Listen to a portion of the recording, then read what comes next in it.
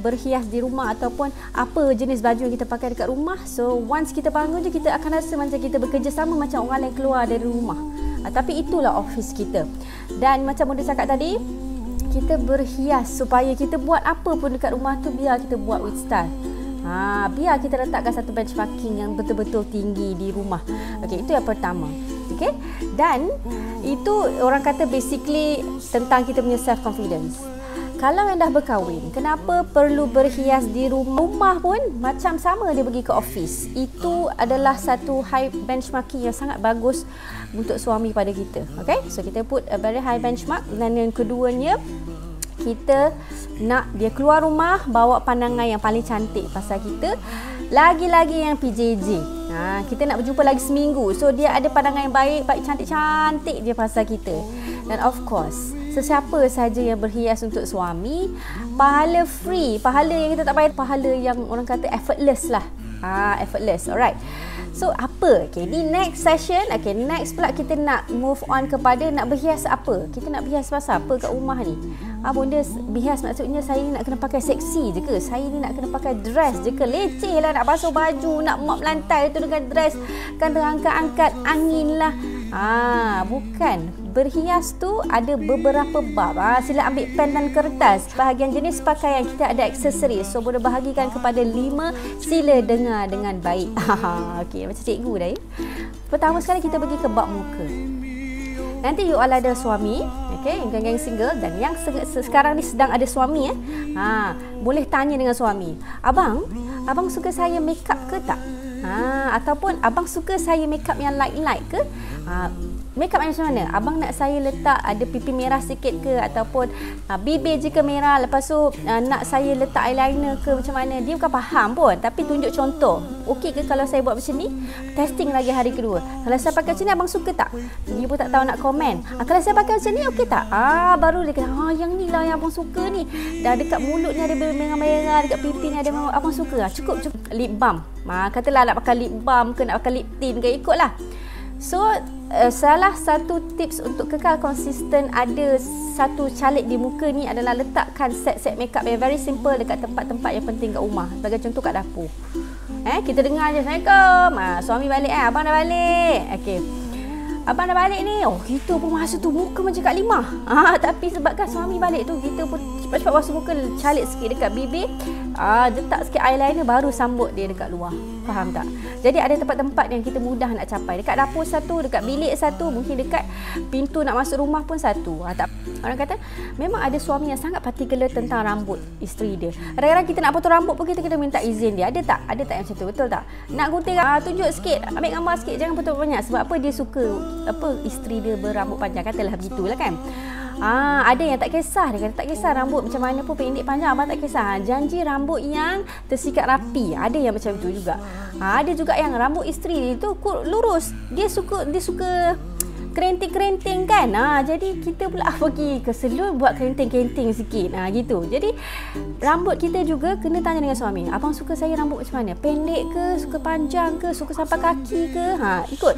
So kita ikut apa yang dia suka. Tetapi another angle pula yang tak perlu tanya adalah kebersihan rambut dan bau rambut. Ini tak perlu tanya. Jangan duk busuk situ. Dah kita lagi kita pakai tudung Kita pakai tudung 3 hari sekali bau basuh rambut. Tak usah buat begitu. Jangan panggil begitu jadi kita satu set dekat bawah. Sikat selalu. Tak usah lah. Kat situlah tepung. Tadi kita buat donat ada tepung kat rambut. Lepas tu kejap lagi buat goreng sambal. Kat sini ada sambal. Setiasa ada cermin juga kat bawah tu, tengok macam mana rupa aku hari ni. Suami nak balik je, dia kata yang abang nak balik sup. Kita pergi depan cermin tu, kita tengok rambut okey, tak ada tepung, tak ada sambal. Okey, boleh pergi sambut dia. So kemas rambut tersisir rapi. Jangan duk gebang-gebang. Kita pun kadang-kadang tengok anak kita rambut gebang-gebang pun kita rimas. Ikatlah sikit rambut tu. Kita marah kan, tapi kita macam tu. Kita suruh dia ikat rambut kita yang macam Kak Limah kat rumah. Okey.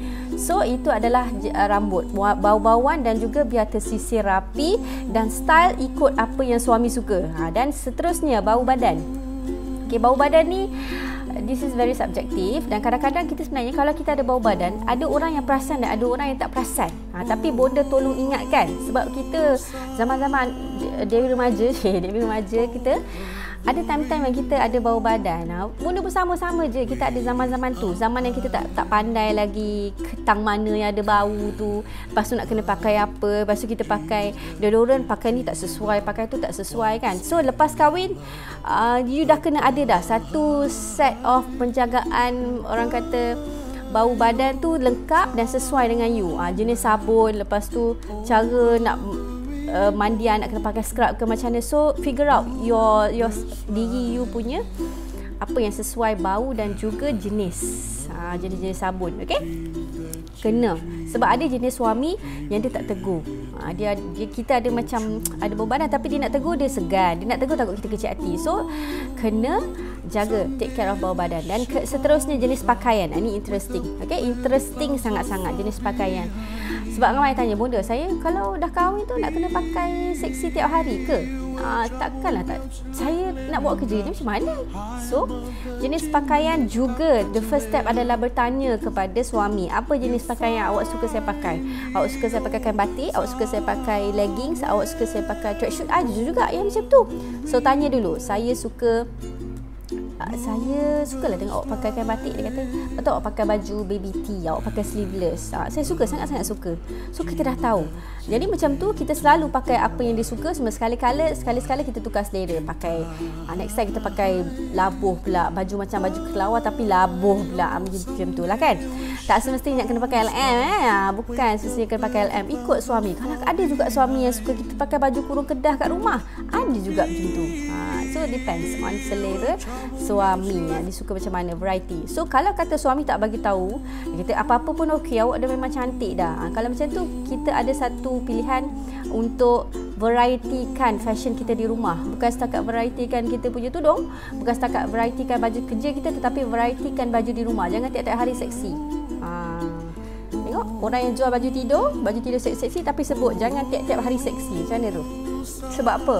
Kita macam kita lah. Ada hari yang kita suka nak makan pizza, ada hari yang kita suka nak makan nasi biryani, ada hari kita nak makan Maggi je, ada hari kita nak makan roti canai je. So macam itulah juga mata kita, ada hari kita nak tengok benda-benda yang wow, cantik, macam very heavy kecantikan tu. Tapi ada juga hari yang kita nak tengok yang simple tapi kita rasa dia cantik macam tu. So ada hari kita pakai baju katalah bertutup atas ke bawah tapi ketat sikit, tapi ada hari yang nampak kaki, ada hari yang nampak bahagian bahu. So varietykan benda tu. Macam kita tudung, fashion tudung kita, sekejap kan dia pakai shawl sini dia sangkut, sana dia sangkut, kejap lagi dia pakai bawal pula, bawal straight, orang kata muka-muka innocent pula kan. Jadi varietykan. Dan last sekali untuk berhias kat rumah, ini yang mungkin you all tak perasan, adalah cuba tanya suami, bakal suami nanti, apa aksesori yang dia suka kita pakai. Sebab ada suami yang suka kita pakai inai. Dia rasa perempuan yang pakai inai tu cantik. So tanya dia, suka ya orang pakai inai? So kita pun pergilah pakai inai. Ada juga suami yang suka kan kita pakai rantai. Dia kata pakai rantai tu nampak cantik, betul lah, nampak ayu, nampak lembut. Ada juga yang suka kita pakai gelang kaki. So depends. Semua tu buat untuk suami. Jadi kalau kita nak keluar, katalah yang suka pakai gelang kaki, suami pun suka dengar kita kecing kat rumah tu, nak keluar rumah tu cabutlah, kan. So tanya apa aksesori. Ni kita selalu lupa. Macam